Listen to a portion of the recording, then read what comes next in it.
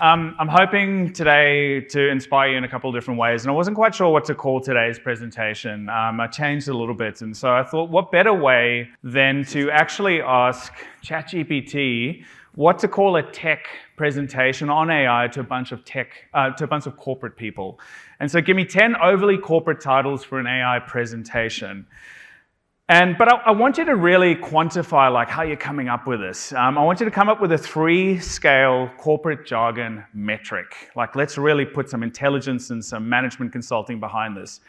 And the first thing I got was the buzzword density. Okay, we're going to score each of these 10 titles on buzzword density, ranging from straightforward and clear, like using AI to speed up support, through to number 5, all buzz, no meaning. Driving exponential value through intelligent transformation at scale. I think I actually saw that earlier today as a title, but I'm not sure. The second one is the vagueness quotient. From crystal clear outcome or concept to number 5, it could mean anything or nothing. And the third one was like the pretension level. I love this, and I love that it came up with this itself. Like, how self-important or inflated does it sound? Like, number 1, casual human tone, through to number 5, sounds like it's trying to impress a Davos panel. Would be a great scene for today.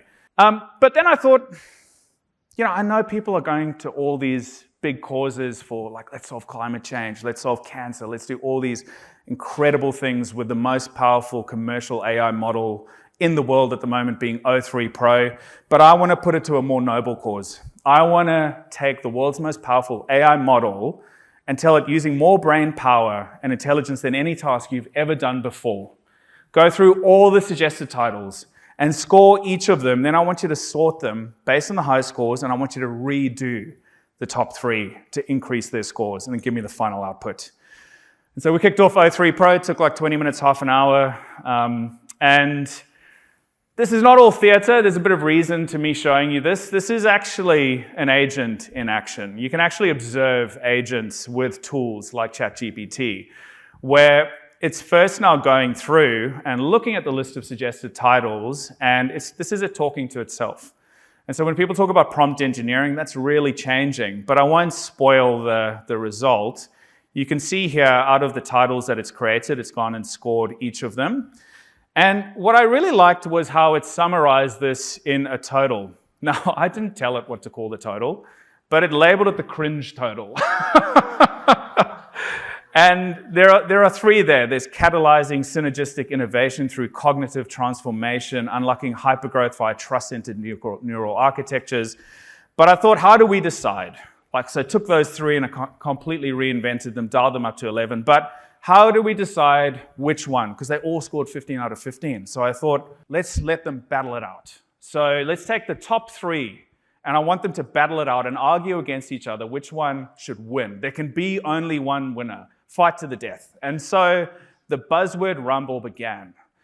Contestant 1 starts arguing, behold my quantum glow. While you two plot along with hyper and meta, I warp reality itself. Ecosystems bend to my metamorphic will. Your architectures are yesterday's whiteboard sketches compared to my trans-dimensional brilliance. Anyways, that went on for a bit, and eventually we had the final closing blows. Contestant 1 calls contestant 2 a glorified omni-channel slide deck. Contestant 2 replies, says, oh no, in my slide deck, it's a 200-slide pitch, stunning everyone through sheer length. And contestant 3 tries to pivot, but their own sentient fabric triggers a compliance review, and it just implodes. Like, it may all be bullshit, but it's got to be compliant. So it just completely implodes. And finally, we came up with a winner. And today I'm going to be talking about unleashing hyperscale omnichannel hypergrowth via trust-infused neural microservice metaverse architectures. And I'm so excited to share this all with you today. So, of course, it's all a bit of fun and a bit of a joke, but really what today is all about is what I think is a big shift in my own thinking with AI, massively in the last 18 months. I'd say even as recent as 2 weeks ago, is that I think the first part of AI is making your entire leadership team more capable. I mean, they're your leadership team, right? Like, they need to be leading the way, charting the course of how to do it. And so you need a smarter, more capable leadership team. And AI poses a massive opportunity to do that. And just to give a little shout out here today, I might actually, I need to take a photo at the end, but just part of our corporate citizenship at Pathfindr, we believe AI is a force for good. We really do. Of course, it has downsides, but we believe it's going to solve some of society's greatest problems. And so every time we teach somebody about AI and uplift their skill set, we donate 1 month safe drinking water for every person that attends. So at the end, I'll do a quick snap, and all of you have contributed a month safe drinking water to somebody in Tanzania, which is something we're really excited about. So just by being here, you've made a real difference. Just a bit about us and a bit about me. My name's Dawid Naude. I'm the CEO of, founder of Pathfindr. Usual long background in tech and consulting and all that, but I started Pathfindr because I just saw this needs to be approached a very different way. This is not the sole responsibility of a CIO, a CRO, a CEO. It really is the whole leadership team. It's going to change everything from who you recruit to expectations by your new employees through to what your customers expect. And we're very fortunate to have been recognized by AFR as one of Australia's most innovative companies and got some great customers like Honey Insurance, where we've gone live with one of Australia's first AI voice agents in financial services, which has just been an absolute blast working with Claude and AWS. But one of the things I want to point out is this award that we won by the AFR last year, which was, of course, freaking awesome. Like your first year in existence and you win this awesome award and you get featured, how I basically want to replace my old role in consulting and created this really cool bot called an agent called Sparky that replaced a lot of the work consultants typically do. Got this big shout out and feature by the AFR and an award, but the reality is that we don't use it at all anymore. Like, I don't even know where the code base is. It is secure, don't worry about that. Like, we're a very secure company, but that's how fast the models have come. And it just made me really reflect going, if we're a company that every time AI improves and gets easier and more capable to implement, we become less relevant, that's not a great place to be.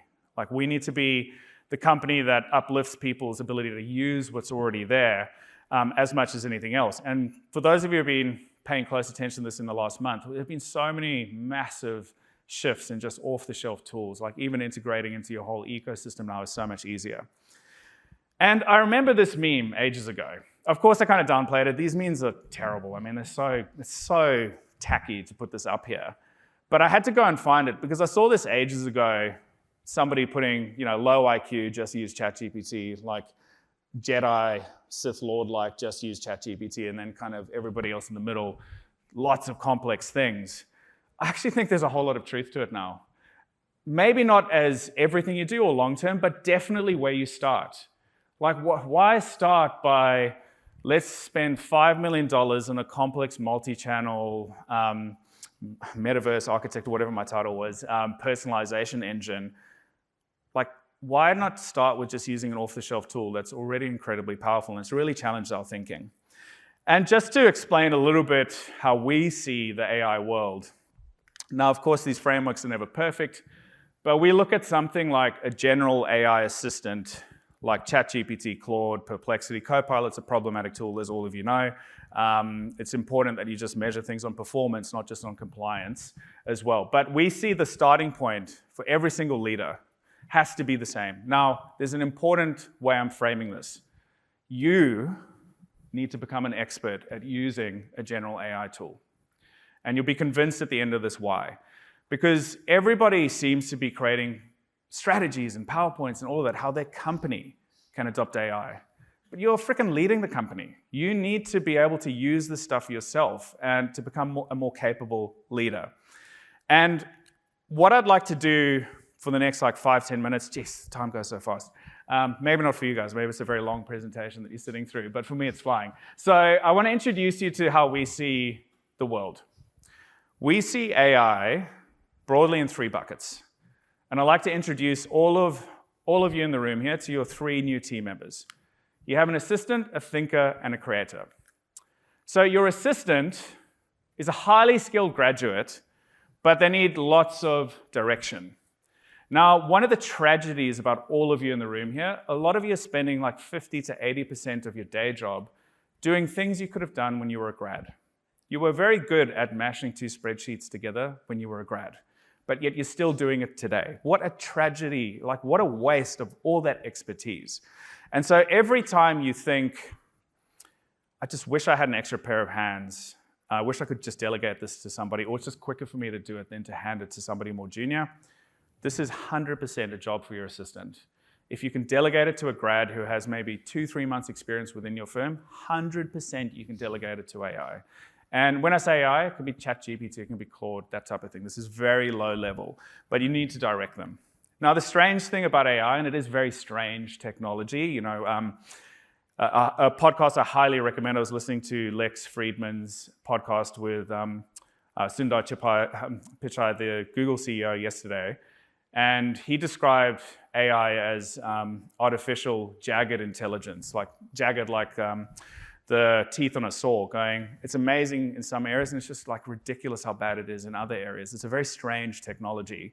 But the thinker is the opposite of the assistant, which is they're actually not that good at doing, but they're great at advice, and they're great at thinking, and they're great at research. And often, we like to say that AI is great at the beginning and the end. So first draft, how do I approach this? Or a final check. Can you review this, find any problems? What am I thinking about? What questions are they likely to ask me?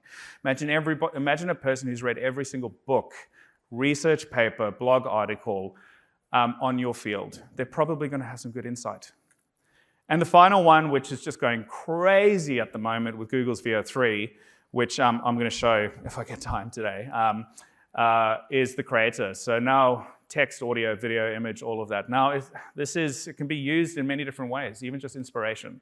Imagine your chief marketing officer being able to come up, they wake up at like 2 a.m. and they have a brain explosion because they got this idea. Imagine being able to just quickly go, I want to do 6 different mock-ups of what this new marketing campaign could look like. So I want to bring this all to life. Now, not a real case study or something, but I needed to use some public data. So, I hope if anybody from Qantas is in the audience, don't take offense at this, but I just thought, let me put this to a real task. Now, full disclosure, I did this at 5 a.m. this morning. And all of a sudden, I made everybody very stressed from Adapt because they're going, where are the slides, where are the slides? They go, they're coming, technical difficulties. But it was actually, my mind was blown. Okay, so I was using Claude and their new research function, which they published a paper on. And let me talk through what I did. So I said, should Qantas build an AI travel companion app? Okay, now this is the type of answer that all of you are using ChatGPT are used to. Now I'm using Claude, you can use ChatGPT, it doesn't matter. Very simple, input, output, very fast. It's not an agent though. But what if we actually put an agent at it? I want to research this a bit deeper. And I did a nice little prompt there. I want you to analyze competition, UX, things like that. And I'm just going to use the simple model. I'm not even going to use the advanced one. So this is the simple one. This is actually more like a grad. But I'm going to click research. Now, this is an agent. So what I'm trying to say is you don't actually need to build an agent to start using an agent. The first thing that the agent does is it looks at how to tackle the problem. So first it creates a full plan of going, okay, I need to actually look at all sorts of different areas. I need to look at these key entities, the relationships, temporal constraints, data, all of that. And it also says, look, there's 8 different areas, and this is clearly a depth thing for me to analyze. And I kick it off. And 80 sources already have been found. Now 120. It's been through 140 different websites, 400. And here you can see how it's researching all of the different areas. Now, one of the really cool things about this is, if it goes down to the bottom, okay, so here you can actually see how AI has decided that it needs some AI help, and it's spun up a whole lot of agents. One agent is specifically looking at competition, another is looking at the market, another is looking at technical and business models, another is looking at strategic planning. And that agent, those sub-agents, now you don't have to look at any of this. It's just happening, right? It's like you don't have to know anything about this. And they're constantly feeding information back to the lead agent that's going, is this enough? Do you need to do more work? That type of thing. But you can see some of the research angles that it's looking for. Even compliance and software development timelines and travel app user retention rates. It's actually astronomical. And if anybody is in the travel industry and wants this report, please just email me. I'll send it to you. But how far can we take it? Oh my gosh, we're running out of time. Like even there's GDPR compliance, there's commission rates, like everything. So let's take it a little bit forward and let's have a look. Okay, I love this. Look at Claude. Boom, research report is ready. Like, Claude is just so funny. They're kind of like the Apple of the AI world. They just have their own style. It publishes a full white paper. Okay, so I'm going to export it as a PDF. I mean, someone would be pretty happy about this. You can just put your own name on it and say, I've done a lot of research. Here's my reason for a promotion. And it's objective analysis, and it's amazing. Yeah, you should. 100% you should build Qantas should build a travel companion app because all the data says it should. 39% annual growth. You're already behind. Singapore's already building one with OpenAI. Delta's launched one. 39% growth. There's gaps in the market. There's lots of startups. There's lots of ways. Here are the user experience trends. Like 65% of all travel website traffic comes from mobile apps. But here's the technical requirements for the travel stack, of what to do. So it's incredibly comprehensive. But I thought, so now you've decided, okay, I want to do this. What could this look like? Based on everything learned, can you create a mock-up of what the mobile app could look like? I'm still just in Claude. This is not advanced. It's doing all the code there on the right. Now, this is this is a bad mobile app. It's very basic, right? Like, and I'm not a marketer or a mobile app designer, but you can tell it's pretty basic and wasn't actually wasn't really on the money of what I was even looking for. So just create a mobile app. This is probably a lot more of a better question, which is, show me what an interactive AI trip planner could be that prioritizes using all the frequent flyer data as a recommendation engine. Now, the reason why I say this is the great moat for all of you. If your value proposition is predicated on information that's available in the large language model already by default, you don't have much of a competitive advantage, but you've all been collecting data for decades. And so figuring out how to use that is really important. And again, this is all done at like literally 5:30 a.m. But I couldn't believe this output. The AI trip planner. Now again, this is just inspiration. G'day, Sarah. I'm your AI travel assistant powered by your 8 years of frequent flyer data. I've analyzed your travel patterns and preference to help plan your perfect trip. Based on 47 trips, I know you prefer business class, it must be nice, city breaks, Asia Pacific, weekend trips, airport lounges. And look at how cool this mock-up is. It's not just like a mock-up, it's actually, they've built a full app. Now, of course, it's smoke and mirrors, but you can click on things. Here's your top 3 destinations you've been the last 3 years. Where would you like to go? It prompted a couple of questions. It said, I want to go to Hong Kong. And now it's saying, it's actually coming up with a customized offer, and it's telling you typically book this type of thing. You prefer going in the morning. It's actually using that. Now I hit surprise me, and it comes up with this, like, type A, tech and culture, tech scene, it matches your business travel profile, night markets, like your Tokyo patterns, and this is a direct flight from Qantas as well, from Sydney for Qantas as well. And Friday to Monday, there's great times, that's usually when you go. Now, like, look how bad that prompt was. Like, just create a cool app for me, basically, is what I said. And if I click on this, I couldn't believe that it actually went and even, like, booking confirmation, it's booked. We've auto-applied your preferences, aisle seat, 14A, Asian vegetarian meal, mobile boarding pass, platinum lounge access confirmed. Like, this is crazy. Like, imagine if you actually had 5 ideas and you asked it to quickly mock up each of them. And 1 minute, okay, fantastic. So, and then download it literally as an HTML, and you can have your team do that. So it's a long-winded way of me saying, I don't think your starting point is to pay for an AI strategy. I really don't. I think that your whole leadership team should pay to learn AI. Seriously. Imagine if your whole leadership team was way more capable, and a great place to get started. Now, all of you get to do this by visiting our very big booth in the corner.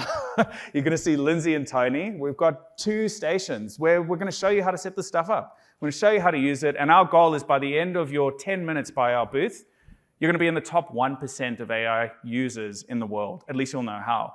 But a great way to do it is on voice mode, which is, can you interview me and help me create an AI strategy for my division? Assume I know nothing. If you put ChatGPT in voice mode, put your AirPods in, go for a walk on the beach, have a long conversation. If it tells you something you don't understand, tell it, I don't understand, like you would a good management consultant or something like that. And the last point on this is, by using it, that's how you're going to figure out the use cases across your business. And you'll all of a sudden go, I wonder if AI can recognize olive trees. Very real with a customer yesterday. Yes, it can. Can it recognize how many buds are on it? Oh, it can. can we create, this was with VO3 yesterday afternoon, could we create a marketing video linking heart health with consuming olive oil? And here's VO3 in action, which you guys can see over there. This was literally done yesterday afternoon. And all of a sudden, you start figuring out all the different use cases.